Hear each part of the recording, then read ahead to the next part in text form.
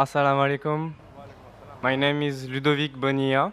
I am French, non-Muslim, and I am traveling 8 months in India.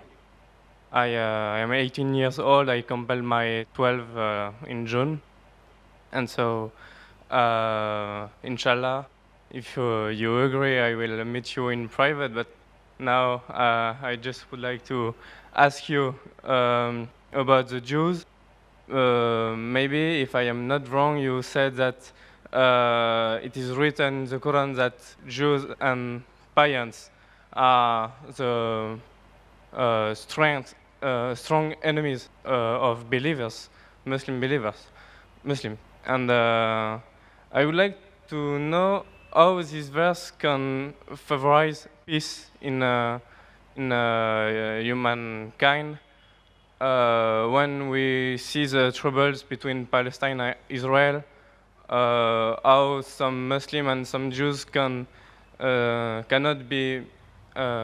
misunderstand this verse, because maybe it can provoke some misinterpretation, or if it's literally that Jews and Muslims have to be enemies.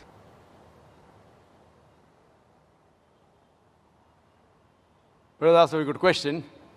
That he said, I said in my speech, and I quoted the verse of the Quran of Surah Ma'idah, chapter 5, verse 82, which says that strongest in enmity to the Muslims would be the Jews and the pagans, and the closest in love would be the Christians. So if they wanted to create enmity when they say that the Jews and the Muslims should fight, the Quran doesn't say Jews and the Muslims should fight.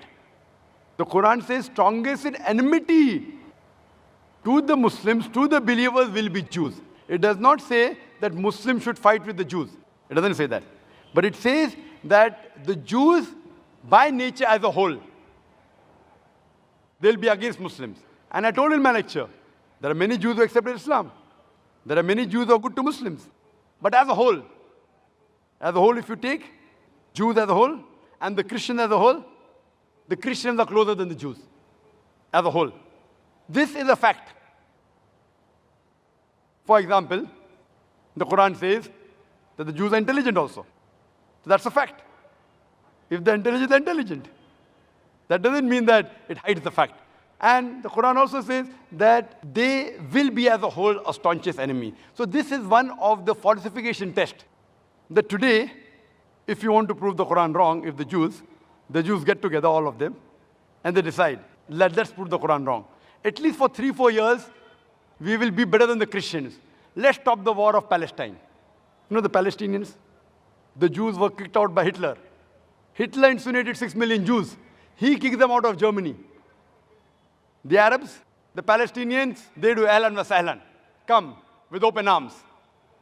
After a few years, they are kicked out of the home. Imagine someone gives a traveler his home to live, and the traveler kicks him out of his home, and he's shouting that he has taken my house, and you're calling them terrorists.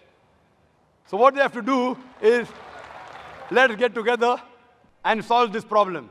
Whatever the problem is. Not forever. Few years. 4-5 years only. And the problem is solved. So we aren't telling that the Muslims should fight with the Jews. In fact, the Quran says, even if your enemy wants peace, several places, even if they come to fight you, it's mentioned in Surah Anfal, in the battle, if they want peace, give it to them. So Quran is always for peace.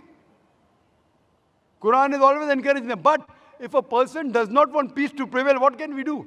Islam is a religion of peace. It wants peace, but it even mentions facts. That means we have to be careful of the Jews. Not that we have to fight them, unless they come and fight with you. That's a different thing.